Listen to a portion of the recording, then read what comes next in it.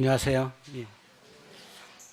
실은 말씀 끝나고 간증해놨었는데 제 마음 가운데는 그렇게 써놨지만은 말씀하기 전에 간증을 했으면 좋겠다 하는 마음이 있었는데 사회자 형제님께서 또 성령님이 도우심으로 먼저 한 것 같습니다.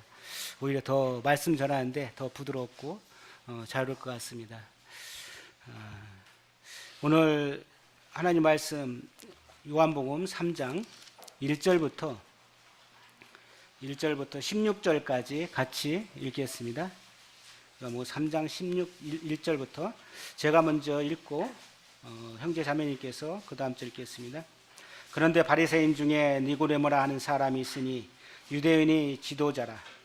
그가 밤에 예수께 와서 이르되 낮되어 우리가 당신은 하나님께로부터 오신 선생인 줄 아나이다. 하나님이 함께하시지 아니하시면 당신이 행하시는 이 표적을 아무도 할 수 없음이니이다. 예수께서 대답하여 이르시되 진실로 진실로 내게 이르노니 사람이 거듭나지 아니하면 하나님 나라를 볼 수 없느니라. 니고데모가 이르되 사람이 늙으면 어떻게 날 수 있사옵나이까? 두 번째 모태에 들어갔다가 날 수 있사옵나이까? 예수께서 대답하시되 진실로 진실로 내게 이르노니 사람이 물과 성령으로 나지 아니하면 하나님 나라에 들어갈 수 없느니라.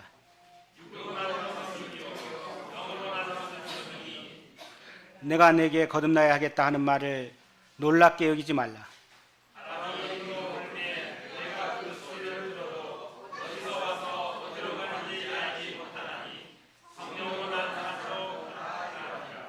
니고데모가 대답하여 이르되 어찌 그러한 일이 있을 수 있나이까? 예수께서 그에게 대답하여 이르시되 너는 이스라엘의 선생으로서 이러한 것들을 알지 못하느냐? 진실로 진실로 내게 이르노니 우리는 아는 것을 말하고 본 것을 증언하노라. 그러나 너희가 우리의 증언을 받지 아니하는도다. 내가 땅의 일을 말하고 너희가 믿지 아니하거든 하물며 하늘의 일을 말하면 어떻게 믿겠느냐? 하늘에서 내려온 자 곧 인자 외에는 하늘에 올라간 자가 없느니라.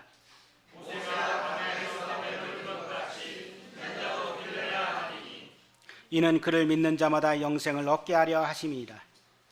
하나님이 세상을 이처럼 사랑하사 독생자를 주셨으니 이는 그를 믿는 자마다 멸망하지 않고 영생을 얻게 하려 하시니라. 예, 감사합니다. 요즘 이렇게 주위를 바라보고 산을 바라보면은 어떻습니까? 울긋불긋하고 아름답게 물든 단풍들이 사람들이 마음을 유혹해서 등산을 오게 합니다. 믿는 사람이든 믿지 않는 사람이든 유혹해서 오게 합니다. 그 창조주이신 하나님을 바라보는 게 아니라 그냥 그저 그 낙엽들, 단풍 들은 것들을 바라보죠. 하지만 오늘 여기에 오신 성도님들은 어때요? 창조주 하나님을 경배하기 위해서 오늘 오셨습니다. 오늘 귀한 시간입니다. 오늘 하나님 말씀을 이렇게 바라보면서 몇 주 동안 저에게 이 하나님 말씀을 같이 함께 나눴으면 좋겠다는 성령의 강권하심이 저한테 있었습니다. 잘 아시는 말씀일 것입니다. 하지만 이 말씀을 통해서 우리가 믿는 성도들은 다시 한번 믿음의 부분에 대해서 다시 한번 생각하고 아직 구원받지 않은 영혼이 있다면 예수 그리스도를 이 시간에 영접하기를 원합니다. 우리가 어디 저 멀리 여행에 갔을 때 길을 잃고 헤매고 있었을 때 얼마나 답답할까요? 근데 누군가 그 길을 안내할 수 있는 사람을 만났을 때 우리는 어떻게 하죠? 구세주를 만났다. 그래요. 그와 같이 우리 인생의 방향을 결정해주고 설정해주는 그분을 만났을 때 우리의 인생이 바뀌는 것입니다. 그분이 누굴까요? 성령님이십니다. 성령이 도움으로 말미암아 우리를 인도하시고 우리를 가야 될 방향들을 설정해 주는 것입니다. 지난 몇 전의 시간에는 아브라함과 이삭과 야곱과 요셉을 통해서 하나님께서 그들을 부르셨던 사명이 무엇이고 우리는 그 사명 가운데 어떻게 살아야 할 건가를 같이 교전을 나눴습니다. 먼저 요한복음 3장 1절부터 나누기 앞서 이해해야 될 부분이 있습니다. 요한복음 2장 23절에서 25절까지의 말씀을 읽어야 그 뒤에 있는 말씀을 저희가 알 수가 있습니다. 23절, 6월절에 예수께서 예루살렘에 계시니 많은 사람이 그의 행하시는 표적을 보고 그의 이름을 믿었으나, 이 사람들이 무엇을 보고 믿었어요? 예수님을? 표적과 기사를 보고 믿은 거예요. 마음의 진심으로 그들이 믿은 게 아니죠. 그래서 어떤 주석가는 믿었으나를 믿었다 플러스 그러나로 이야기하고 있습니다. 그래서 영어성경에 보면 24절이 but이라고 시작합니다. but, 그러나, 그러면서 그러나 바리새인 중에 니고데모라는 사람이 있습니다. 그래서 25절에 보면은 또 사람에 대하여 누구의 증언도 받으실 필요가 없으니 이는 그가 친히 사람 속에 있는 것을 아십니다. 예수님은 사람에 대한 마음을 다 알고 계시는 거예요. 이 사람이 어떻고 니고데모가 어떤지. 삭개의 마음을 아셨던 주님, 그렇잖아요. 이 사람이 정말로 하나님을 마음에 믿는지를 아시는 것입니다. 우리의 마음도 다 아시는 것입니다.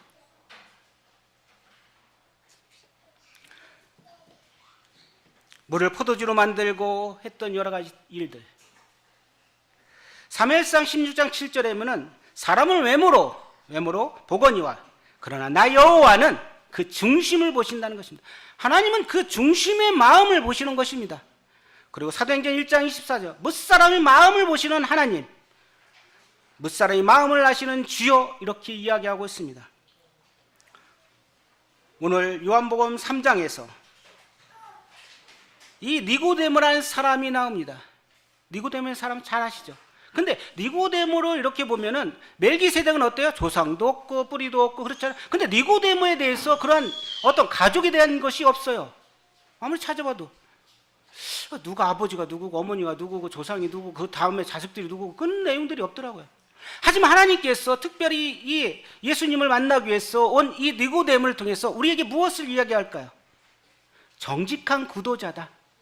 정직한 구도자. 니고데모의 뜻에는 백성 위의 승자, 백성들을 정복한 자라는 뜻이 있습니다. 그리고 니고데모는 유대인의 지도자였고 이스라엘의 선생이었고 존경받는 사람이었습니다. 그래서 예수님께서 이렇게 이야기합니다. 10절, 3장 10절, 너는 이스라엘 선생으로서 할 때 정관서가 앞에 붙습니다. 그래서 존경받을 선생이라는 것입니다. 그러니까 존경받은 사람입니다. 다른 사람들. 마스터. 그리고 바리새인이었고 사내들인의 관원이었습니다. 여기서 관원이라는 단어를 쓸 때 아르콘이라는 단어를 쓴답니다. 그 단어는 뭐냐면 통치자와 왕에게만 쓰는 단어인데 이때 사내들인의 공회원들에게 지칭할 때 사용했답니다. 그래서 이 사람 어떤 사람이에요? 입법과 행정과 또 사법을 다 휘두르는, 지금부터 어떻게 보면 국회의원 정도의 자격이 있는 사람이죠. 그렇다면 니고데모가 어떤 사람인지를 우리는 잘 알 수 있을 것입니다. 그리고 교육을 잘 받은 사람이었고 성품이 아주 온화하고 겸손한 사람이었습니다. 어떻게 보면 예수님보다 나이가 더 많은 사람이죠. 그럼에도 불구하고 예수님에게 대해서 뭐라고 하냐면 2절, 그가 밤에 예수께 와서 이르되 납비여 선생님이여라고 합니다. 그래, 겸손함을 우리는 볼 수 있습니다. 우리가 그리스도인으로서 우리 안에서 우리의 성품이 이제 변화되면 어떻게 될까요? 성령의 열매를 맺어야 됩니다. 성령의 열매는 뭐가 있을까요? 성령의 열매 몇 가지가 있죠? 5가지가 있나요? 첫 번째 뭐죠? 사랑, 희락, 화평, 오래 참음, 자비, 양선, 충성, 온유, 절제. 이거 외울 때 힘들었어요. 충성 다음에 온유가 나오는 거야. 그래서 온유 자매겠지. 그렇게. 그렇습니다. 이와 같은 우리의 그리스도인의 삶 가운데 이와 같은 것들이 나와야 되겠죠. 그래서 니고데모는 그런 사람이었지만은 가족 배경도 없고 아무것도 알려준 사람이 없고 부모가 누군지 저는 알 수 없지만은 그 사람은 여기에서 예수님과 대화 가운데서 잘 이해하지 못하는 어리석은 질문까지 합니다. 그러나 그가 이제 요한복음 7장에 가면은 변화된 삶이 된 겁니다. 그가 예수님을 영접한 것을 우리가 볼 수가 있습니다. 그는 이제 사내리인 공원 회원들이 예수님을 막 핍박하고 재판하고 할 때 예수님을 옹호했던 사람입니다. 그리고 요한복음 7장 한번 볼까요? 7장 50절.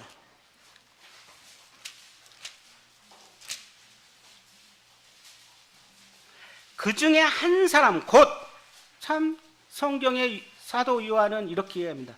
뭐라고요? 전에 예수께 왔던 니고데모라 해요. 그냥 니고데모라 안 하고 전에 예수께 왔던 니고데모. 그렇죠. 전에 예수님께 왔던 니고데모가 회개되고 예수님을 알고 나서 그 삶이 바뀝니다. 그래서 예수님을 옹호하고 변호하는 일을 합니다. 그리고 19장 39절 보시겠습니다. 요한복음 19장 39절. 여기에는 뭐라고 하냐면은 39절. 일찍이 예수께 밤에 찾아왔던 니고데모. 그렇죠. 밤에 찾아왔잖아요. 왜 니고데모 앞에 밤에 찾아왔던 니고데모? 그렇게 이야기합니다. 밤에 찾아왔던 니고데모가 뭘 했어요? 모략과 침향을 섞은 것을 100리터쯤 가져와 예수님을 장사 지내고 그 시체에서 냄새 나는 것을 방지하기 위해서 썼던, 부패를 방지할 때 냄새 나는 걸 방지하기 위해서 썼던 것입니다. 그래서 한 30kg 정도 된답니다. 가쪽에. 그게 아주 값비싼 거죠. 그럼 그는 부자였다는 것이죠. 자기가 가지고 있는 것을 예수님을 위해서 드렸다는 것입니다. 얼마나 놀라운가요?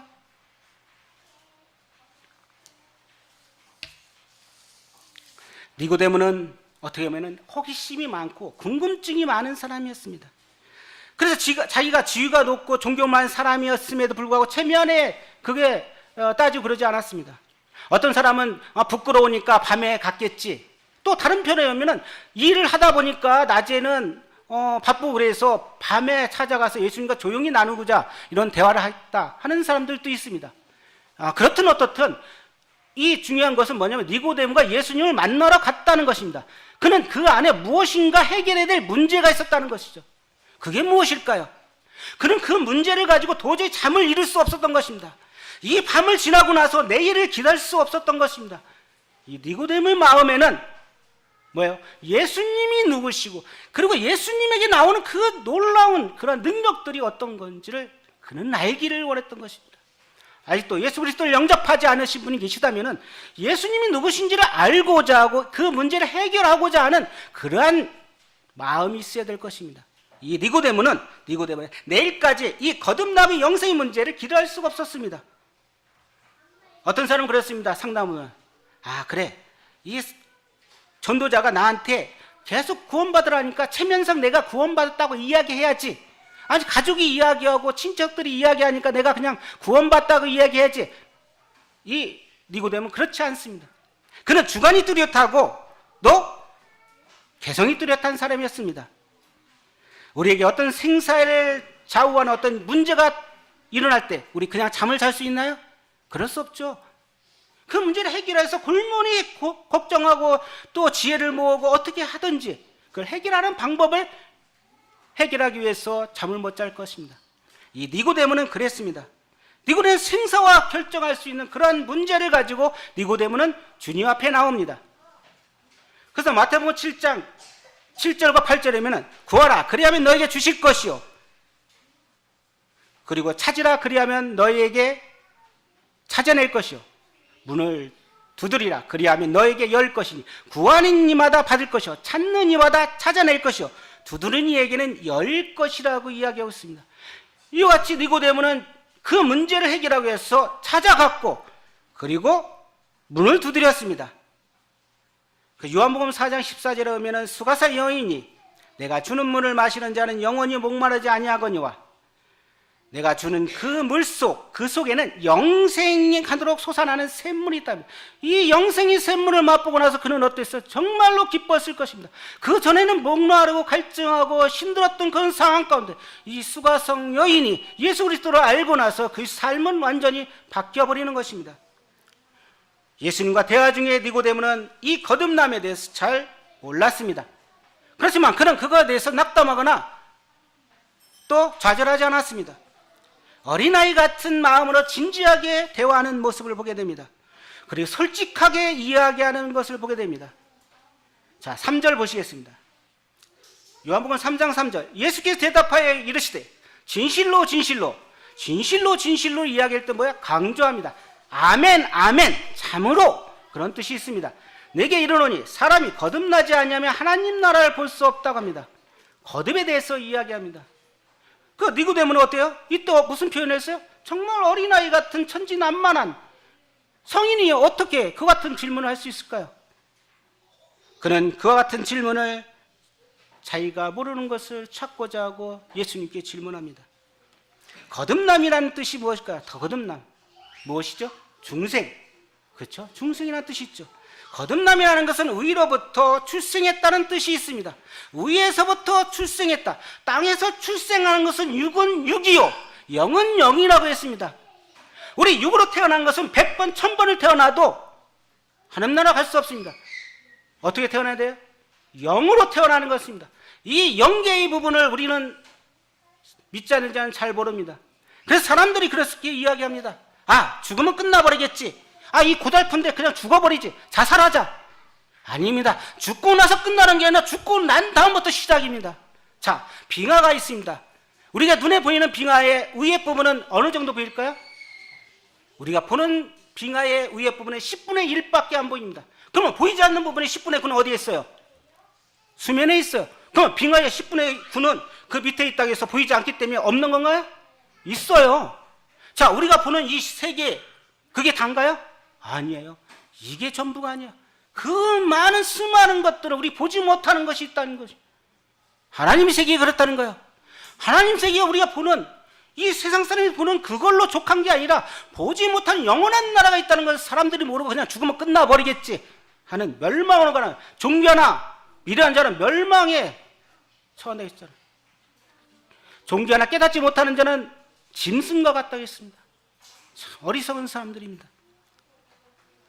이 거듭남은, 거듭난 중생, 위로부터 출생했다는 뜻인데, 게네테 아노텐이라는 뜻이 있습니다. 아노텐. 아노텐이라는 것은 뭐냐면 첫 번째 다시라는 뜻이 있고요. 두 번째 위로부터라는 뜻이 있답니다.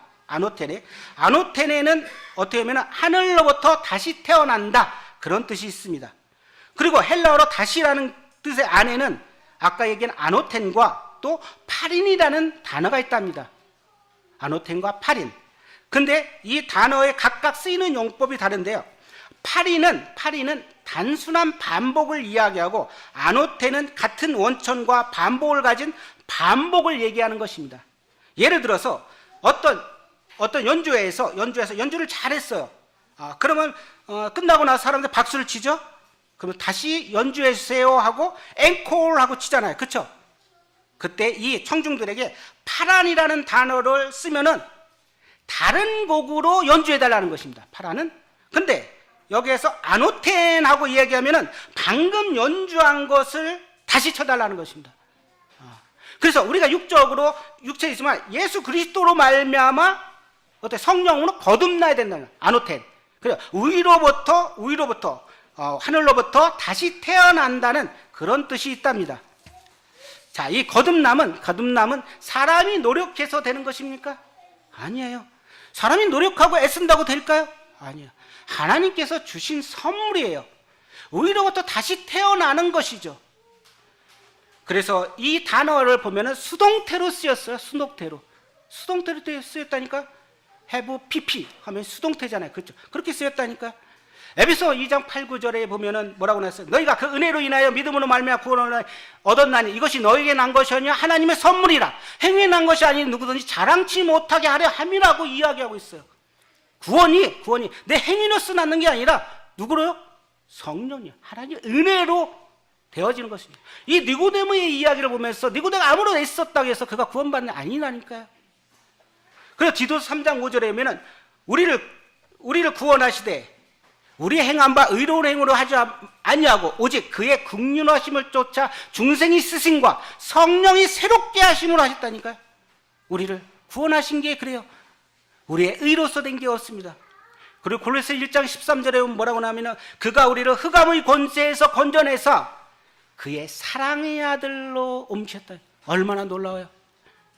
그가 우리를 흑암의 권세에서, 이 공중 권세 잡은 이 사탄 마귀 안에서 우리를 그 사랑의 아들로 나라로 옮겨놨대요. 얼마나 축복된 것입니까?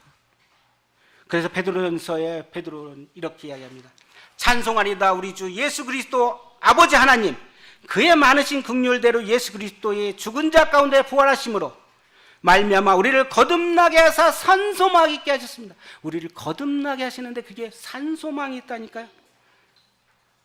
니고데모는 이렇게 답변합니다. 어린아이같이. 이렇게 장성했는데 엄마 뱃속에 다시 들어가야 됩니까? 어이가 없죠. 그래서 이제 예수님께서 이렇게 이야기합니다. 5절 예수께서 대답하시되 진실로 진실로 내게 이르노니 사람이 물과 성령으로 나지 아니하면 하나님 나라에 들어갈 수 없느니라. 육으로 난 것은 육이요 영으로 난 것은 영이니 내가 내게 거듭나야겠다는 말을 놀랍게 여기지 말라. 그러면서 예수님은 뭐예요? 예수님 비유를 들 때 우리가 알 수 없는 형의 상학적인 것들을 가지고 이야기하지 않고 형이 하학적인 것을 가지고 우리에게 제자들에게 이야기합니다. 어떤 것이죠? 그래요. 예수님께서는 그때 당시에 이렇게 얘기할 때 포도나무의 비유나 양을 통해서 양의 비유를 통해서 그다음 오병의 기적을 통해서 가지고 있는 것들을 통해서 예수님께서 그런 기적들을 베푸셨습니다. 우리 현상에 있는 이와 같은 항상 갖고 있는 것들을 통해서 예수님께서 이야기하고 비유를 하셨다는 것이죠. 그래서 예수님이 이렇게 이야기해요. 8절에 바람이 이무로 불되 내가 그 소리를 들어도 어디서 와서 어디로 가는지 알지 못하니 성령으로 난 사람들도 그와 같으니라. 물과 성령으로 거듭나지 아니하면 하늘 나라에 들어갈 수가 없다고 했습니다. 물과 성령이라는 그 접속어 과 사이에는 카이라는 접속사가 있답니다. 카이. 그래서 이것은 동격의 접속사를 의미한답니다. 그래서 물, 즉 성령. 서로를 강조하기 위해서 카이라는 단어를 써가지고 물, 즉 성령이라는 것입니다. 그래서 물은 하나님 말씀을 이야기하죠. 그래서 에베소 5장 26절 이는 곧 물로 씻어 말씀으로 깨끗하게 하사 이야기하고 있습니다. 그렇다면 여기서 성령은 뭘까요? 성령 잘 눈에 잘 보이나요? 성령에 대해 잘 설명할 수 있나요? 그렇지만은 성령이 우리가 그분을 잘 나타내지 않지만 그분은 정말 계시는 분이고 그분은 조력자시고 위로자십니다. 헬퍼고 또 보혜사시고 컴포터 위로자이고 상담자십니다. 보혜사 성령님 그 원어에 보면 파라클레토스라는 단어가 있습니다. 그래서 파라라는 단어는 곁에, 옆에, 나란히라는 뜻이 있고 클레토스라는 부름받는 자라는 뜻이 있습니다. 그래서 보혜사는 어때요? 우리를 도와주는 자 그런 뜻이 있답니다. 헬퍼의 뜻이 있습니다. 그래서 요한복음 14장은 다른 보혜사를 너에게 보낸다고 이야기합니다. 6절에 육으로 난 것은 육이요 영으로 난 것은 영이라고 하면서 내가 거듭나야겠다. 그래도 깨닫지 못하는 이 니고데모에게 바람이라는 것을 이야기하면서 예수님이 말씀하십니다. 우리가 예수님이 베푸신 기적 7가지 아시나요? 다 아시겠죠? 자, 요한복음 2장에 물로 포도주로 만든 기적이 있고 요한복음 4장에 뭐가 있어요? 왕인 신하의 아들을 고친 것, 요한복음 5장에 38년 된 병자를 고친 것, 요한복음 6장에 오병의 기적과 무리를 걸으신 예수님, 요한복음 9장에 뭐가 나와요? 남에서부터 소경된 자를 고쳐주신 것, 요한복음 11장에 죽은 나사로를 살리신 것, 그 같은 7가지 기적이 나와요. 근데 그거보다 더 놀라운 기적이 있다니까요. 그게 무엇일까요? 우리를 구원하신 거예요. 죽은 자를 살린 것, 그건 육체적인 부분이지만 그러나 영적으로 죽어 멸망 가운데 가는 우리를 살리신 것, 그것은 놀라운 기적이십니다. 이거 어떻게 무엇으로 표현할 수 있을까요? 여기서 바람에 대해서 이야기합니다. 하나님께서 저에게 강건한 마음 가운데서 이제 바람이 이무로 불되 내가 그 소리를 들어도 어디서 와서 어디로 가는지 알지 못하나니 성령으로 난 사람들은 다 이러하더라. 성령이 난 사람들은 다 이러하더라. 무슨 뜻일까요? 구원받은 성도들은 그냥 그대로 있는 게 아니고 그 안에 내적인 변화가 일어나는 것입니다. 자, 바람을 보면은 어때요? 신비성과 사실성이 있습니다. 바람에는 신비성과 사실성이 있는데 신비성이라는 것은 바람이 어디서 와서 어디로 가는지 알아요? 아시는 성도님들. 지금은 뭐 과학이 잘 발달된 인공위성을 통해서 어서 바람이 이렇게 왔고 이렇게 와서 뭐 몇 킬로로 와서 하겠지. 그렇지만 그래도 신비해요. 그걸 과학이 아무리 풀 수 없는 문제죠. 정말 신비성이죠. 그때 당시에는 얼마나 더 놀라울까요? 바람이 어디서 와서 어디로 가. 그래서 전도서 1장 6절에는 바람은 나무로 불다가 북으로 돌아가며 이리 돌며 저리 돌아 바람은 그 불던 곳으로 돌아간다고 합니다. 바람을 이렇게 이야기했어요. 바람은 나무로 불다가 불로 돌아가며 이리 돌며 저리 돌아 바람은 그 불던 곳으로 돌아간대요.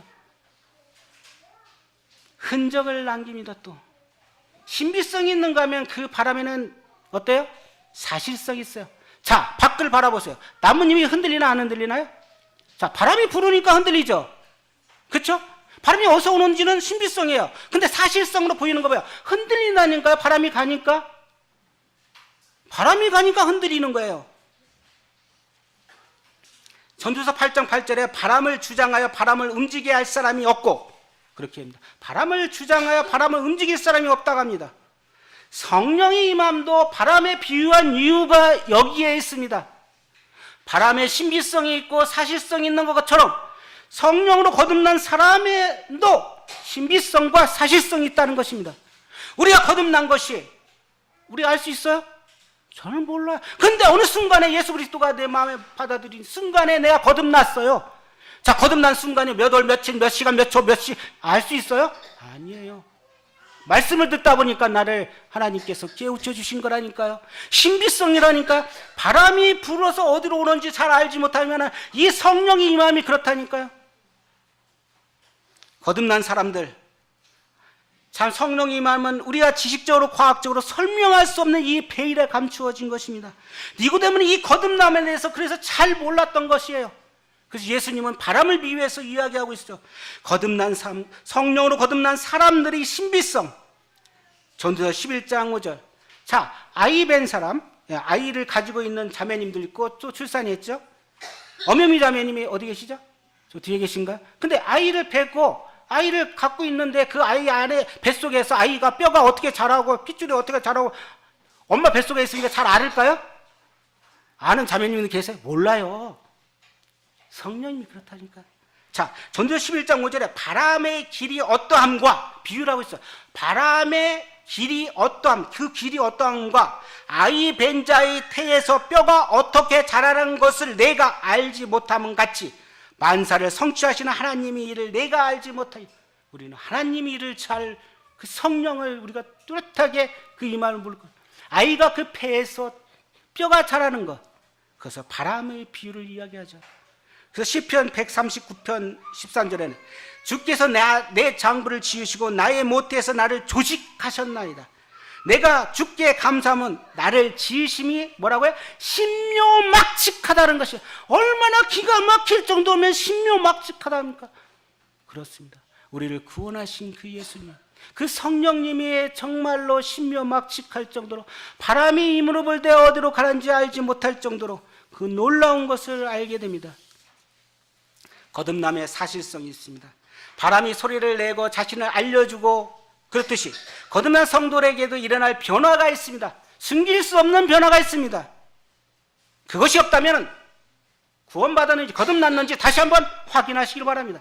내 안에 성령이 들어와서 내 안에서 그 같은 것이 없다면 어때요? 거듭난 것이 아닌 것입니다. 정말 거듭났다면 뭐예요? 그 안에서 바람에 와서 그것이 어디로 가는지 그 신비성 같이 또 사실성 있는 것 같이 구원받은 성도에게도 그 같은 일들이 일어나야 될 것입니다. 너희가 거듭난 것이 썩을 씨로 된 것이 아니요 썩지 아니할 씨로 된 것이니 그렇게 말씀하고 있습니다. 우리가 거듭난 것이 썩을 씨로 된 것입니까? 아니에요. 썩지 아니할 씨로 됐다니까요. 그래서 살아서 움직일 수 있다니까요. 성령이 내 안에 임함으로 인해서 나의 삶이 180도가 달라졌습니다. 잠시 눈을 감고 잠시 눈을 감아보세요. 잠시 눈을 감고 내가 구원받았을 때의 회상을 해보세요. 내가 구원받기 전에 삶을 이랬었는데 구원받고 나서 나의 삶이 어떻게 바뀌었습니까? 완전히 180도 바뀌었습니다. 성령이 임함으로 바뀔 수 없는 그 자체가 바뀌었다니까요. 사기하고 강도하고 술주먹이고 담배꼴 취하고 거짓말하고 모든 악독을 더했었는데 이제 그 일을 하지 않는 안지현 형제님하고 교제하면서 처음에 봤을 때 어때요? 쉽게 다가가기 쉬웠어요? 아니에요. 왠지 근데 또 직업도 얘기 괜찮겠죠? 대부업을 했어요. 이거. 그래서 제 마음 가운데 야 그리스도인 성경이 어렵다. 근데 교제 가운데 어느 순간에 하나님 말씀이 들어갔어. 그 마음이 바뀌어버렸어요. 그러더니 전화가 왔어요. 저 직장 도저히 다른 사람 헐뜯으면서 이 직업 못하겠어요. 잘했어요. 제가 그랬어요. 저도 처음부터 그 생각을 했어요. 그러더니 그 기간, 2개월 기간, 3개월 기간 동안에 얼마나 핍박이 많은지 몰라요. 위에 있는 상사가, 과장이 먼저 그만두고 자기 돈을 뜯기고 회사 돈까지 빌려주고 같이 어려움. 그런 가운데 그 위에 상사는 너도 그냥 가만두나 보자 하면서 핍박하고, 그런 가운데서 주님께서 잘 무사히 그 길을 마무리 짓고 새로운 직장을 얻게 하셨다니까. 간증에 다 얘기 안 했지만은 그 놀라운 일들이 누가 하신 거야? 성령님이 임하니까 하신 거라니까. 우리 안에 성령님이 계신 걸 확신하십니까? 그렇다면 우리 안에서 예수 그리스도의 힘으로, 성령의 힘으로 그 같은 것들이 우리 안에 나타나야 될 것입니다. 성령의 임함은 에스겔서에 보면 이렇게 나오죠. 에스겔 36장 25절. 맑은 물을 너희에게 뿌려서 너희로 정결케 하되 곧 너희의 모든 더러운 곳에서, 모든 우상에서 너희를 정결하게 할 것이며, 또 새 영을 너희에게 두어 새 마음을 너희에게 주되 너희 육신에서 굳은 마음을 제거하고 부드러운 마음을 준다는 거예요. 그렇습니다. 더러운 것에서, 우상 숭배에서 너희를 정결케 해서 새로운 영을 주어서 너희 마음속에, 그래서 너의 육신의 굳은 마음을 이렇게 부드럽게 하시는 분, 성령님이십니다. 에스겔 37장 5절에 보면 이 마른 뼈들이 어떻게 일어나겠습니까 할 때 성령이 생기를 부어주는으로 인해서 그 위에 힘줄이 생기고 살이 입히고 가죽이 덮이고, 그래서 너희 속에 생기를 넣으니 살아났다고 합니다. 고린도 5장 17절. 그런즉 누구든지 그리스도 안에 있으면 새로운 피조물이야. 이전 것은 지나갔으니 보라 새 것이 되었도다. 그렇습니다. 그리스도 안에서 성령의 임함으로 거듭난 자는 이제 어때요? 새로운 피조물이에요. 옛 것에 대해서 우리는 담을 수가 없어요. 그래서 제가 그랬어요. 뭐라고? 새 포도주는 새 푸대에 담아야 된다. 그렇게 이야기했습니다. 그 안에서 새로운 성령님이 임하기 때문에. 우리가 잘 아는 이 깡패 두목 김익두라는 사람 아시나요? 그 사람의 이야기를 들어봤을 때 그 사람은 어떤 사람인데, 어떤 사람이냐면은 예수님을 영접하고 나서 완전히 삶이 바뀌었습니다. 황해도 안익군 대원면 평촌에서 외아들로 태어나갖고 16세 과거 응시하려다가 낙방해갖고 이제 상점에서 취직해서 결혼 생활 잘 하다가 친구의 보증을 잘못 써갖고 어떻게 돼요? 다 풍지박산된 거예요. 그때부터 그는 방탕생활하는 거, 술 먹고 깡패 두목이 돼갖고, 그래서 그 사람을 갖다가 개망난이 익두라고 했답니다. 그렇게 부를 정도의 사람. 그런데 그 마음 가운데 뭘 있냐면 진리를 찾고자 하는 마음이 있었던 거예요. 그래서 27세 때 1900년도 봄에 전도다 스왈렌 선교자를 통해서 예수님을 믿고, 그는 예배당 나오는 동시에 모든 술 같은 걸 다 끊어버리고 1901년에 침례를 받고 성경 통독과 기도에 전념하면서, 그리고 나서 1911년도에 신천 서북교에서 목사로 하다가 1950년 10월 14일에 폐주하는 공산군에게 피살당했고 순교를 당했습니다. 근데 놀라운 건 그 설교를 통해서 목사가 200명이 나왔던 것입니다. 주기철 목사님도 그 말씀을 듣고 나서 평양신학대학교를 갔다 합니다. 최초의 신학박사인 남궁혁, 그분도 예수님을 영접하고, 이 김익두라는 사람은 완전히 바뀌고 나서 구약성경을 100번을 읽고 신약은 1000번을 읽었답니다. 그게 거듭난 사람의 삶이 아닌가요?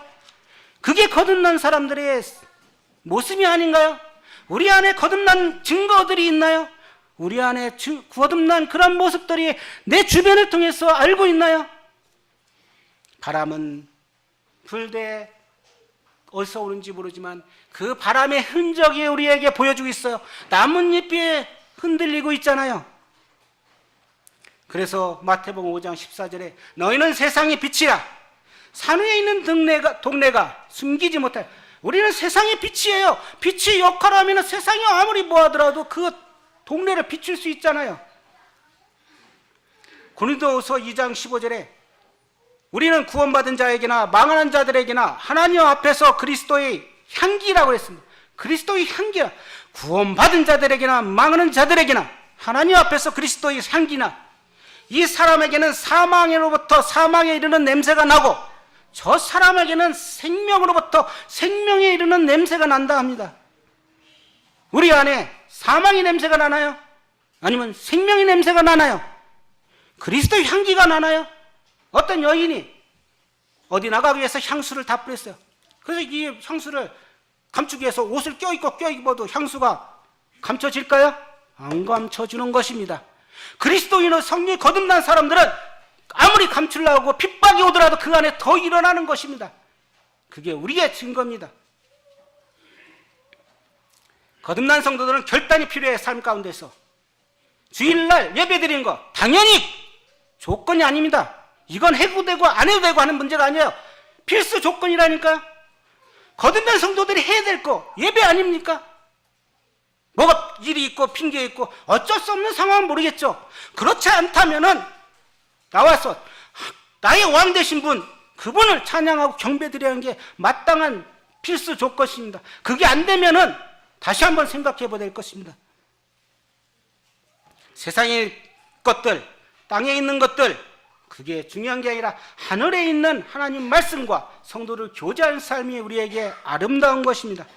베드로전서 5장 7절에는 너희 염려를 다 주께 맡기라. 너희 염려를 다 주께 맡기라 했습니다. 이는 그가 너희를 돌보심이라. 우리 염려 때문에 걱정하고 살아가는데 어렵잖아요. 근데 주께 맡기래요. 마태복음 6장 33절. 그런즉 너희는 먼저 그 나라와 그 일을 구해라. 그리하면 이 모든 것을 너희에게 더하신다고 말씀하셨습니다. 우리는 말씀을 잘 알되 말씀이 그 사실성이 우리 안에서 살아 움직이고 있어야 될 것입니다.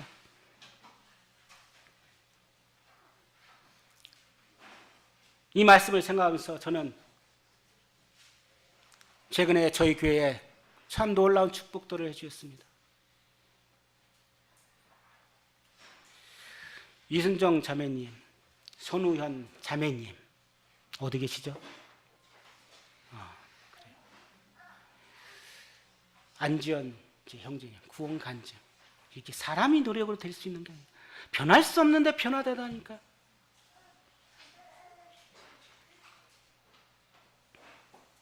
이명순 부치님, 그를 위해서 얼마나 기도했는지 아세요? 자매님 눈물로 기도했어요. 그 씨앗의 대가예요. 정말 감사한 거죠. 나는 자매님을 위해서 핍박하고 저희 장인어른이 81세입니다. 81세. 제가 결혼하고 나서 한 1년인가 2년 됐을까요? 그쪽에 유교가 심해요. 그 장인어른이 이 문중에 제사를 지내는데 한 8분인가 제사 옷을 입고 가시는데 근데 그냥 가는 게 아니에요. 그것에 속하려면은 돈 300을 내야 돼요. 그러면은 지금 20년 전이니까 어때요? 큰 돈이죠. 저희는 그래서 또 축하하고 가족들이 다 같이 갔어요. 그거 하시는데 유교에 대해서 강했던 그분, 완고했던 그 마음. 저는 보지 못했다면 자매 이야기를 들으면 교회 가는데 성경책을 다 쓰레기통에 갖다 버리고 청수차 버리고 장모님이 구원받고 교회 갈라 했더니 못 가게 뒤에 잡아서 끌어올려. 그랬던 분이 하나님께서 성령으로 그 마음을 녹이시고 부드럽게 하셔서 여러 형제님들과 또 다른 형제님들 기도와 말씀을 통해서 지난 추석 때 갔을 때 그 마음은 녹아졌었어. 구원의 확신을 가지셨더라고요. 전 눈물을 흘렸어. 야, 그렇구나. 내가 아무리 하려고 안 되는 하나님의 능력이나 바람이 무릎을 대 어디서 오며 어디로 가는지 모르지만은 성령이 임함도 딴 사람도 이렇다는 것입니다. 그 교회 가기 위해서 자전차 타고 먼저 가겠다는 거예요. 성도들이 몇 분인지 아세요? 4명, 5분 있어요. 그럼에도 불구하고 교회를 위해서 기도한다니까요. 그리고 나서 깨닫고 나서 구약보다 신약 있잖아요. 목록, 장세기 가로 열고 50장 몇 페이지, 출애굽기 몇 장 몇 페이지 찾기 위해서 요한계시까지 다 하셨다니까요. 창세기부터 요한계시까지 몇 장 각 장마다 다 아시나요? 알기 위해서 다 쓰셨어요. 기도하기 위해서 하늘에 계시는 우리 아버지여, 하늘에 이루어진 것 같이 땅에서 이루어지기를 기도합니다. 기도할 줄 모르지만 그렇게 써서 기도하고, 아내를 위해서 핍박했던 아내를 위해서 기도하고, 자녀가 아직 구원받지 않았어요. 자녀를 위해서 기도하는 모습. 교회 가서 예배 드릴 때 눈에 보이지 않지만은 성경과 찬송가를 피면서 찬송하는 모습, 이것이 누가 한 것입니까? 성령님이 그것을 하신 겁니다. 바람이 임으로 불되 내가 그 소리를 들어도 어디서 와서 어디로 가는지 알지 못하나니, 성령으로 난 사람들은 그렇다는 거예요. 우리 안에 성령으로 거듭났다면 그 같은 증거들이 일어날 것입니다. 하나님 말씀을 사모하고 매일 기도하고 그런 삶을 살아야겠죠. 시편 119편 18절에 시편 기자는 이렇게 이야기합니다. 내 눈을 열어 주의 율법에서 놀라운 것을 보게 해서, 내 눈을 열어 주의 놀라운 것, 하나님의 율법의 말씀을 놀라운 것을 보게 해달라고 합니다. 시편 119편 103절에 주의 말씀의 맛은 내게 어찌 그리 단지요, 내 입에 꿀보다 더 다니라고 합니다. 거듭난 성도들은 이와 같은 마음이 있고, 또 아직 구원받지 않은 영혼이 있다면 정말 기도해야 될 것입니다.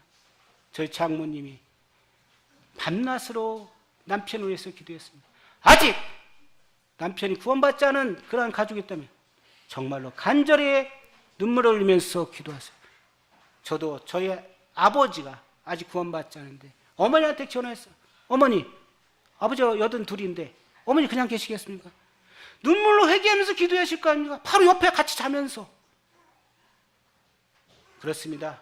우리 안에 거듭난 증거들이 있다면 성령의 열매, 사랑, 희락, 화평, 오래 참음, 자비, 양선, 충성, 온유, 절제가 우리 안에서 나와야 됩니다. 우리 안에서의 이러한 것들, 우리의 언어도 바뀌어야 됩니다. 나이가 어리다고 함부로 이야기하지 말고, 나이가 높든 많든 적든 항상 존대하며 형제님, 자매님, 호칭이 바뀌었잖아요. 교회 안에서는 그래야 될 것입니다. 세상 가운데서는 어떨지라도 우리의 언어, 우리의 행동이 바뀌어야 될 거예요. 그게 거듭난 사람들의 삶입니다. 그리고 하나님을 경외하고 순종해야 될 것입니다. 요한일서 2장 4절, 그를 아노라 하고 그의 계명을 지키지 아니한 자는 거짓말하는 자요, 진리가 그 속에 있지 아니하라. 하나님을 안다고 하면서 그 계명, 하나님 말씀을 지키지 않은 자는 거짓말하는 자요, 진리가 그 속에 없다니까요. 우리는 우리 속에 정말 하나님의 영이 살아있고 예수 그리스도의 피로 말미암아 거듭난 것이 확실한 것인지 다시 한번 우리가 점검하고 첫사랑을 회복하기를 원합니다. 그리고 성도를 사랑해야 됩니다. 그 모이기를 힘써야 됩니다.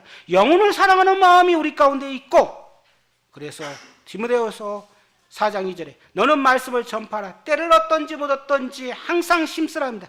영혼을 사랑하는 마음이 있어야 합니다. 그래서 마태복음 28장에 하늘과 땅에 있는 모든 권세를 내게 주노니 그러므로 너희는 가서 모든 족속으로 제자를 삼아 아버지와 아들과 성령의 이름으로 세례를 주고 침례를 주고 내가 너에게 분부한 모든 것을 가르쳐 지키게 하라.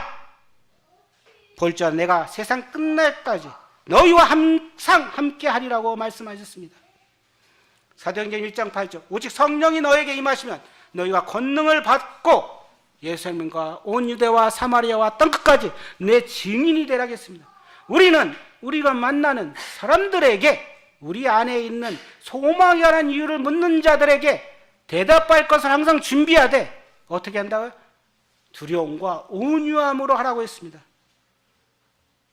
우리 가운데 아직 혹시 거듭나지 않고 예수님을 영접하지 못했다면 이 니고데모가 예수님 앞에 와서 예수님 말씀을 듣고 그가 거듭나는 그러한 놀라운 일이 일어난 것처럼 구원받기를 원하고, 거듭난 성도님들은 이제 어떻게 하기를 원합니까? 성령으로 난 사람들의 특징들을 바라면서 우리 안에 성령의 열매가 더 넘쳐나기를 원합니다. 그러면서 아직 구원받지 않은 영혼들에게 복음을 전할 수 있는 그러한 말씀의 담대함을 갖기를 원합니다. 저는 기도하고 있습니다. 뭐라고 기도하냐면, 주님, 저에게 필요한 영혼들을 붙여주세요. 제 입을 통해서 주님, 복음이 들어가서 하나님이 놀라운 역사가 일어나기를 원합니다. 그렇습니다. 저희를 만나는 수많은 사람들, 시청하는 많은 사람들이 있습니다. 그러나 그들에게 다 전할 수는 없지만 그래도 마음에 준비된 자를 주님 보여달라고 기도하고 있습니다. 형제 자매님들도 그와 같은 우리 안에 거듭난 그러한 삶들을, 그러한 증거들을 나타나기를, 성령으로 난 사람들의 특징들을 우리 안에서 나타나기를 원합니다. 기도하고 마치겠습니다.